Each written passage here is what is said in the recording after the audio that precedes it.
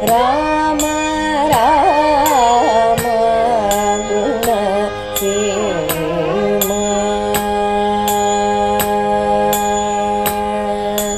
ರಾಮ ರಾಮ ಗುಣ ಸೇಮ. ಶ್ರೀಮತೇ ರಾಮಾನುಜಾಯ ನಮಃ. ಲೋಕಾಭಿರಾಮಂ ರಣರಂಗಧೀರಂ ರಾಜೀವನೇತ್ರಂ ರಘುವಂಶನಾಥಂ ಕಾರುಣ್ಯರೂಪಂ ಕರುಣಾಕರಂತಂ ಶ್ರೀರಾಮಚಂದ್ರಂ ಶರಣಂ ಪ್ರಪದ್ಯೆ. ತಸ್ಮೈ ರಾಮಾನುಜಾರ್ಯಾಯ ನಮಃ ಪರಮಯೋಗಿನೇ ಯಶ್ ಶ್ರುತಿ ಸ್ಮೃತಿಸೂತ್ರಾಣಾಂ ಅಂತರ್ಜ್ವರಮಶೀಷಮತ್. ಪುತ್ರಕಾಮೇಷ್ಟಿ ಯಾಗ ಮುಗಿಯುತ್ತಾ ಬಂತು. ಆಗ ಅಗ್ನಿಕುಂಡದಿಂದ ಒಬ್ಬ ದಿವ್ಯ ಪುರುಷ ಎದ್ದು ನಿಲ್ತಾನೆ. ಆ ದಿವ್ಯ ಪುರುಷನ ದೇಹ ಸುವರ್ಣಕಾಂತಿಯಿಂದ ಕೂಡಿರುತ್ತೆ. ಅವನು ತನ್ನ ಎರಡೂ ಕೈಗಳಲ್ಲಿ ಚಿನ್ನದ ಒಂದು ಕೊಡವನ್ನು ಹಿಡಿದಿದ್ದಾನೆ. ಆ ಸುವರ್ಣನ ಕೊಡದಲ್ಲಿ ದೇವನಿರ್ಮಿತವಾದಂತಹ ಪಾಯಸ ಇರುತ್ತೆ. ಆ ಕೊಡವನ್ನು ಬೆಳ್ಳಿಯ ಮುಚ್ಚಳದಿಂದ ಮುಚ್ಚಲಾಗಿದೆ. ಆ ಚಿನ್ನದ ಕೊಡವನ್ನು ಆ ತೇಜೋ ಪುರುಷ ಹೇಗೆ ಪ್ರಿಯನು ತನ್ನ ಪ್ರೇಯಸಿಯನ್ನು ಅಪ್ಪಿಕೊಳ್ತಾನೋ ಹಾಗೆ ಯಜ್ಞಕುಂಡದಿಂದ ಅದನ್ನು ಅಪ್ಪಿಕೊಂಡು ಹೊರಗೆ ಬರ್ತಾನೆ. ಹೊರಗೆ ಬಂದಂತಹ ಯಜ್ಞ ಪುರುಷನನ್ನು ನೋಡಿದ ದಶರಥ ಆಶ್ಚರ್ಯ ಆಗೋಯ್ತು, ಸಂತೋಷ ಆಗೋಯ್ತು. ಆವಾಗ ಆ ಯಜ್ಞ ಪುರುಷನನ್ನು ಕೇಳ್ತಾನೆ, ನಿನಗೇನು ಬೇಕು ಅಂತ. ಇಕ್ಷ್ವಾಕು ವಂಶದ ಹಿರಿಮೆಯೇ ಇಂಥದ್ದು. ಎಲ್ಲರಿಗೂ ಕೊಡೋದು ತಗೊಳ್ಳೋದೇನೂ ಇರೋದಿಲ್ಲ. ಯಾವಾಗಲೂ ಇತರರಿಗೆ ನೀಡುವುದೇ ಆ ಇಕ್ಷ್ವಾಕು ವಂಶದ ದೊರೆಗಳ ಸ್ವಭಾವ. ಯಜ್ಞಪ್ರೀತನಾದಂಥ ಯಜ್ಞ ಪುರುಷ ತಾನಾಗೇ ಸಾಕ್ಷಾತ್ತಾಗಿ ದಶರಥನ ಮನೋರಥವನ್ನು ಪೂರೈಸಲು ಬಂದಿದ್ದಾನೆ.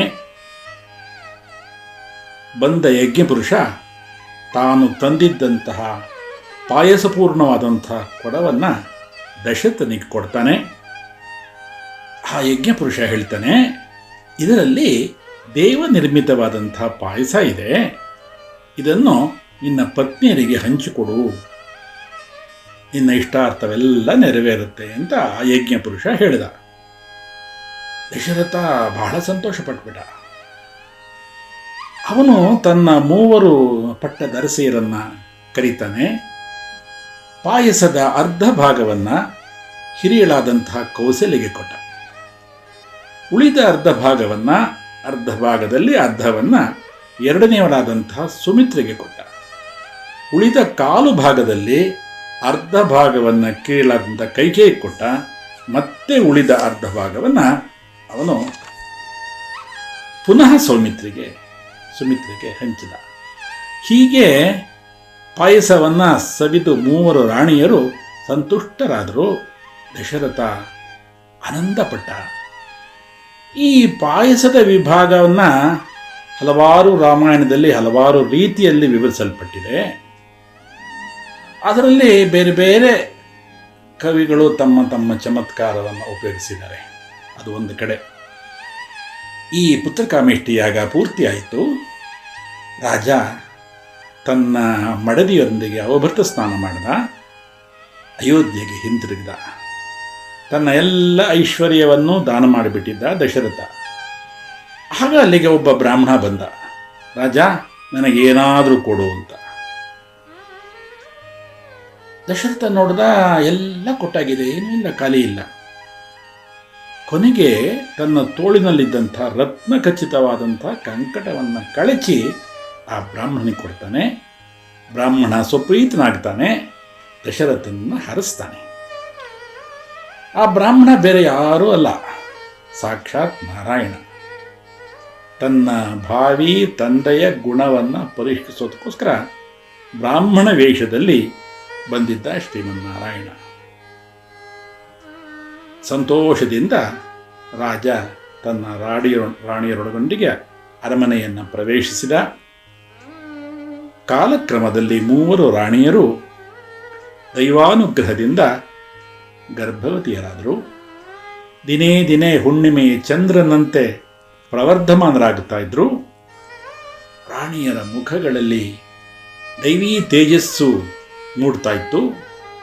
ವೃದ್ಧನಾದಂತಹ ದಶರಥನಾದರೂ ಪುತ್ರನ ಆಗಮನವನ್ನೇ ನಿರೀಕ್ಷಿಸ್ತಾ ಇದ್ದ. ಇಲ್ಲಿ ಒಂದು ವಿಶೇಷ ಇದೆ. ಈ ಪಾಯಸದ ತತ್ವ ಇದೆಯಲ್ಲ, ಇದನ್ನು ನಮ್ಮ ಆಚಾರ್ಯರುಗಳು ಬಹಳ ವಿಶೇಷವಾಗಿ ವರ್ಣಿಸಿದ್ದಾರೆ. ಯಾಗಾಂತ್ಯದಲ್ಲಿ ಯಜ್ಞಪುರುಷ ಕೊಟ್ಟಂತಹ ಪಾಯಸದ ತತ್ವವನ್ನು ನಮ್ಮ ವಿಶಿಷ್ಟಾದ್ವೈತದ ತತ್ವಕ್ಕೆ ಅನ್ವಯಿಸ್ತಾರೆ. ಈ ಯಜ್ಞಪುರುಷ ಚಿನ್ನದ ಕೊಡದಲ್ಲಿ ಬೆಳ್ಳಿಯ ಮುಚ್ಚಳದೊಡನೆ ಇದ್ದಂತಹ ಪಾಯಸವನ್ನು ದಶರಥನ ಕೊಟ್ಟನಲ್ಲ, ಇಲ್ಲಿ ಒಂದು ಘನವಾದಂತಹ ವಿಶಿಷ್ಟಾದ್ವೈತ ತತ್ವ ಅಡಗಿದೆ. ಚಿನ್ನದ ಕೊಡ ಅನ್ನೋದು ಜೀವಾತ್ಮ, ಪಾಯಸವೇ ಪರಮಾತ್ಮ ತತ್ವ, ಬೆಳ್ಳಿಯ ಮುಚ್ಚಳ ಪ್ರಕೃತಿ ಜೀವಾತ್ಮ, ಪರಮಾತ್ಮ ಮತ್ತು ಪ್ರಕೃತಿ ಇವುಗಳ ಸಮ್ಮಿಲನದಿಂದಲೇ ಸೃಷ್ಟಿ ಕಾರ್ಯ ಸಾಧ್ಯ ಎಂಬ ತತ್ವವನ್ನು ಇಲ್ಲಿ ನಿರೂಪಿಸಲಾಗಿದೆ. ನಾಳೆ ದಿವಸ ರಾಮಕಥೆ ಮುಂದುವರಿಯುತ್ತೆ. ಲೋಕಾಃ ಸಮಸ್ತಾಃ ಸುಖಿನೋ ಭವಂತು. ಶ್ರೀಮತೇ ರಾಮಾನುಜಾಯ ನಮಃ. ಸೀತಾರಾಮ ರಾಮ